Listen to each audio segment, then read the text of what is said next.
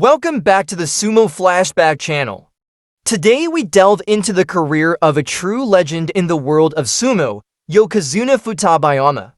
A wrestler whose incredible record has stood unbroken for over 80 years, embodying the spirit and discipline of sumo. Let's journey back in time and uncover the story behind his unparalleled feat.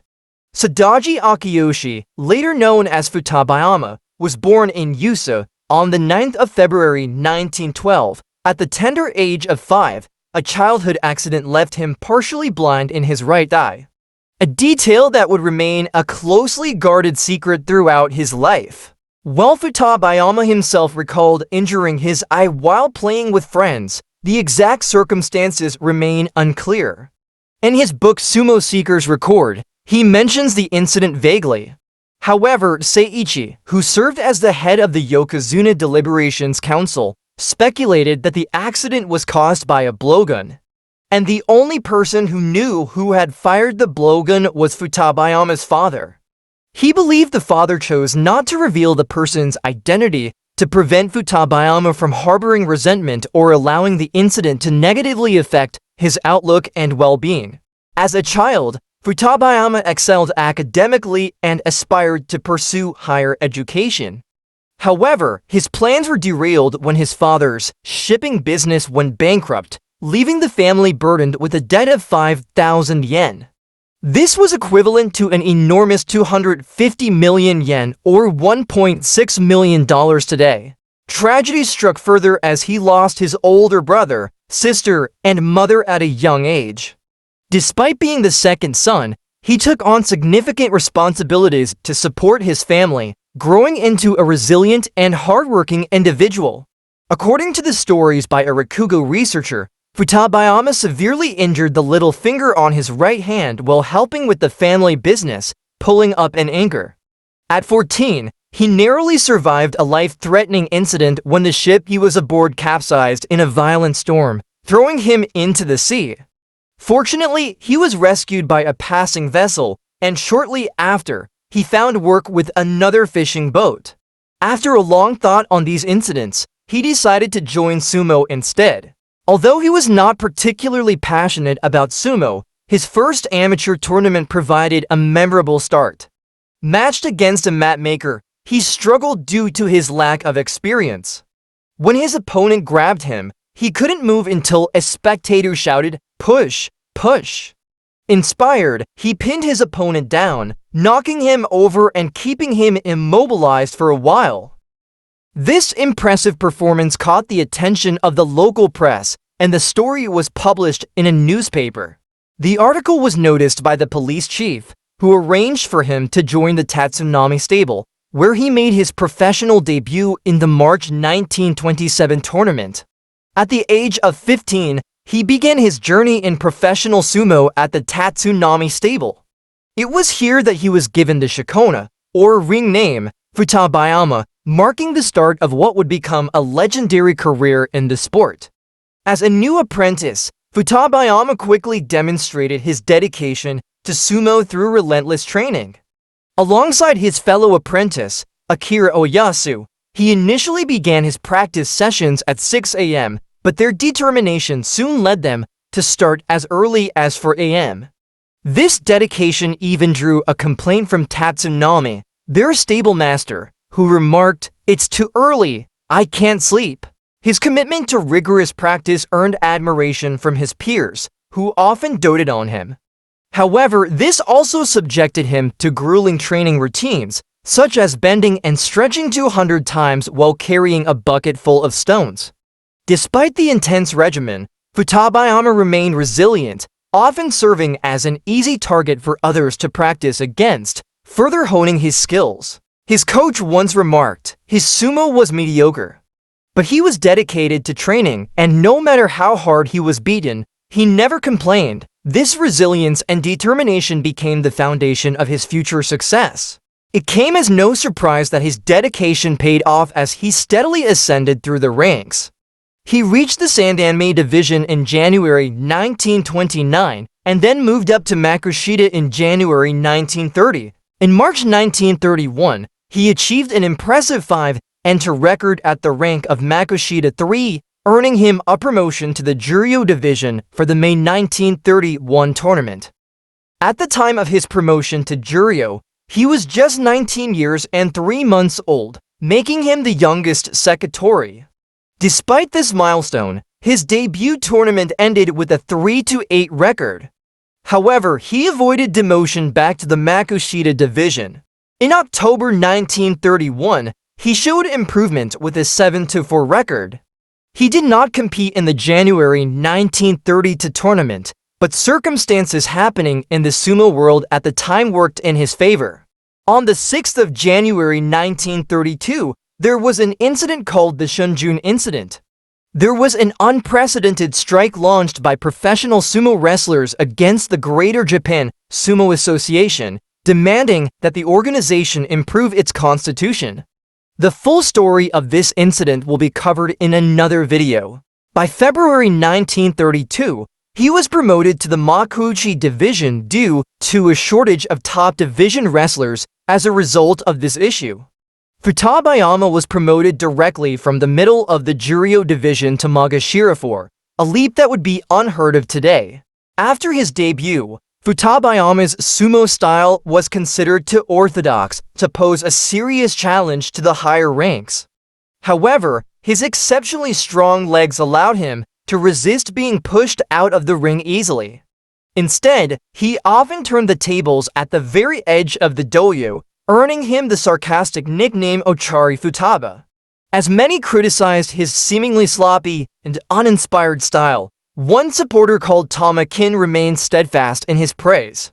As lifelong admirer of Futabayama, Tama-kin remarked, "That's fine. Once he gets stronger, his flaws will no longer be flaws." His faith in Futabayama's potential foreshadowed the greatness he would eventually achieve. He was promoted to Komusubi in January 1935 and then to Sekiwake in May 1936. In his debut as Sekiwake, he captured his first Yusho with an impeccable 11-0 record. This performance earned him a promotion to Azeki in January 1937. This marked the beginning of his legendary 3-year winning streak, solidifying his place in sumo history. Futabayama was renowned for his mastery of the tachi-ai, the initial charge in a sumo match. He excelled at a type of tachi-ai technique where he would skillfully receive his opponent's charge and counter it instantly. Remarkably, he is believed to have never made a false start during his career. His exceptional balance and precision made him a formidable competitor. One of his most feared techniques was the overarm throw, which he executed with unmatched skill. In his Azeki debut, Futabayama delivered another flawless performance, finishing with an 11-0 record and extending his winning streak to 27 bouts. He continued his dominance in the following tournament in May 1937, achieving a perfect 13 record. This remarkable accomplishment secured his promotion to the prestigious rank of Yokozuna. By the time of the January 1938 tournament, he had already built an impressive 40-bout winning streak, which he extended to 53 after claiming his 4th consecutive Zensho Yusho perfect tournament with a 13-0 record. He continued his dominance in the May 1938 tournament, finishing with yet another perfect 13-0 record. He continued his dominance in the May 1938 tournament, finishing with yet another perfect 13 record. During this remarkable run, Futabayama also broke the 160-year-old record of 63 consecutive wins held by the legendary Tanakaze, surpassing it with 66 consecutive victories by the end of the May 1938 tournament. The excitement surrounding his incredible streak was so intense that the Sumo Association extended the length of tournaments from the 11 days to 13 days and eventually to 15 days. This was to accommodate the growing public interest. This is the reason sumo matches are now fought within 15 days. On the night of Futabayama's 64th consecutive win, when he was congratulated on his incredible achievement, those present noted that even though he is usually a man of few expressions, he looked happy as expected. Following the tournament, a prominent sumo commentator, published an article in the magazine Sumo titled, "Comparison of Futabayama with his predecessors, past and present." In the article, he declared that Futabayama had achieved an unprecedented new record by surpassing Tanikazu's 160-year streak, cementing his place in sumo history. Following Futabayama's record-breaking achievement, public fascination centered around two questions: how far will Futabayama's winning streak go, and who will be the one to stop it? This paradoxical excitement gave rise to the contradictory catchphrase, "Don't lose, Futaba, defeat Futaba," reflecting the public's simultaneous desire to see his dominance continue and to witness the moment his streak would finally end. Many believed that no wrestler could halt Futabayama's incredible winning streak, with some even speculating that he might achieve the unprecedented milestone of 100 consecutive victories. Futabayama's health began to decline after contracting amoebic dysentery during a tour the previous year, leading to significant weight loss. Initially, he considered withdrawing from the upcoming tournament to recover. However, the sudden death of the head of the Sumo Association and the continued absence of Musashiyama, who had missed multiple tournaments, left the sumo world with only one active Yokozuna. Futabayama, driven by a profound sense of responsibility, chose to compete despite his poor health. He demonstrated remarkable resilience, securing consecutive victories on the first 3 days of the January tournament. With this strong start, he entered the fourth day still undefeated. The live coverage of the fourth day began with an electrifying announcement: Futaba, the great wrestler of the ages, has won 69 consecutive matches until today. Will he be able to achieve 70 consecutive wins? 70 is a rare milestone in history. Futabayama's opponent on this historic fourth day was Akinumi, ranked third in the West Magashira division. Akinumi entered the match with the determined motto of defeat Futaba and the full support of his stable. Under the leadership of university graduate and a strategist, they meticulously trained and devised tactics to counter Futabayama. In the book of this university graduate and strategist, Yokozuna Futabayama Theory, he proposed targeting Futabayama's right leg, leveraging his partial blindness in his right eye, which was caused by the childhood blowgun incident. When the match began, Akinumi executed his strategy with precision, aggressively pushing back to prevent Futabayama from closing in. Futabayama countered with skill, using his right hand to lift Akinumi's left elbow and secure a right-handed grip. Akinumi responded by circling to Futabayama's right side and applying a left outside hook to counter his right scoop throw. However, the move caused both wrestlers to fall simultaneously. In a dramatic finish, Futabayama's body touched the ring first, ending his extraordinary winning streak at 69 matches. Akinumi's victory was a historic upset, marking the culmination of careful planning and relentless effort. Although the main announcer had prepared scripts for both outcomes, he never anticipated the streak would conclude on the fourth and final day of his live commentary, given Futabayama's dominance. This announcer turned to his fellow announcer, who was nearby, and asked in disbelief, "He lost, didn't he?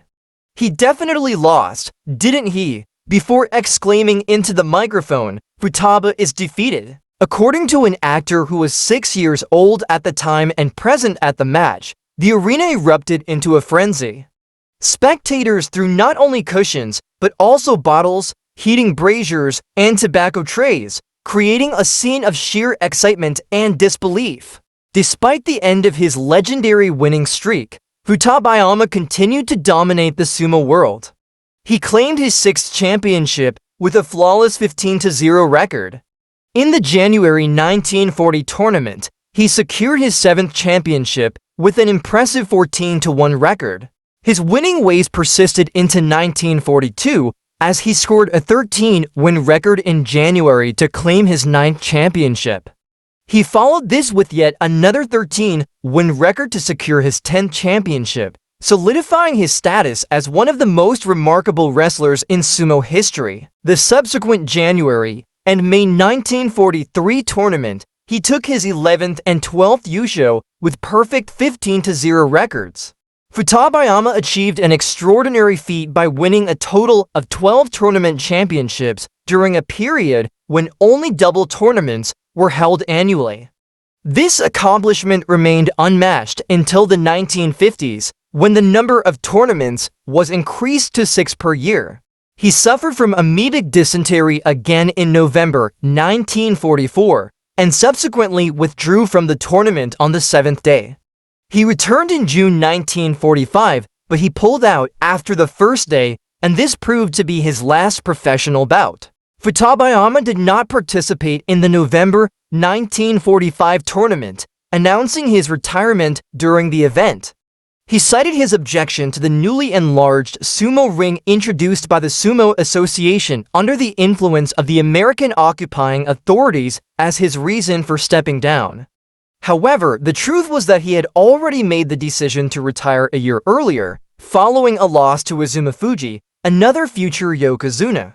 His hair-cutting ceremony took place in June of 1946. Futabayama became the head of his own stable, Futabayama Dojo, in 1941 while still an active wrestler, a practice that is now prohibited.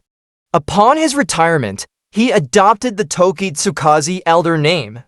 Under his leadership, the stable grew to become one of sumo's largest. By the 1950s, Futabayama produced several notable wrestlers, including Yokozuna Kagami-sato, Ezeki Kitabayama, and Yutaka Yummer. In 1957, Futabayama became the chairman of the Japan Sumo Association. During his time as chairman, he introduced several key reforms, including the provision of monthly salaries for wrestlers ranked in the top 2 divisions, and the establishment of a mandatory retirement age of 65 for elders and referees. These reforms had been initially suggested by Sekiwake Tenryu, who had led a strike in 1932 alongside other wrestlers. Later, Futabayama invited Tenryu to speak as a witness to these reforms, recognizing the importance of the changes he had advocated for in the past.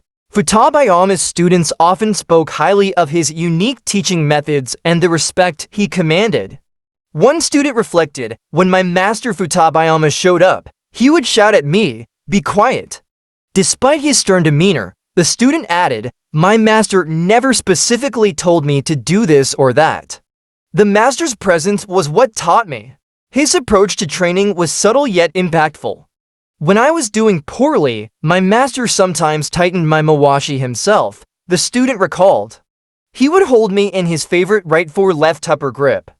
I think he wanted to show me through his touch. This hands-on guidance conveyed lessons beyond words."